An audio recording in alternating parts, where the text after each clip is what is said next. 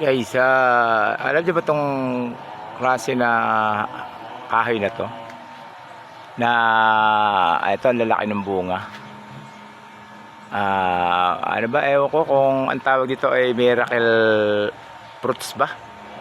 Yung nakakagaling daw sa mga cancer. Ayun guys, maraming bunga sa loob. Yun, malalaki. Ayan, yata daw nila to kasi ang parang balita ko gamot sa mga cancer. And guys,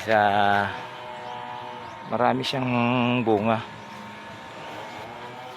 Guys, yung mga nangangailangan nito, PM kayo sa akin. Comment kayo sa akin.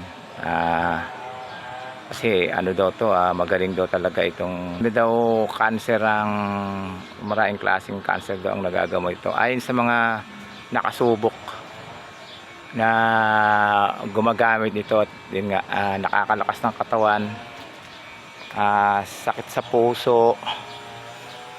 Ayan guys, ang lalaki. Ayan, sa hika, marami daw benefit sa katawan. Ayan guys, ayan, ang daming bunga. Kung gusto nyong bumili guys, PM kayo sa akin. Mura lang to.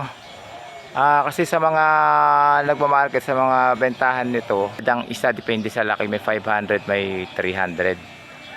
Pero guys, maraming nagagamot. Yun, hindi ko nga lang alam kung paano ang procedure ng paggagawa nito.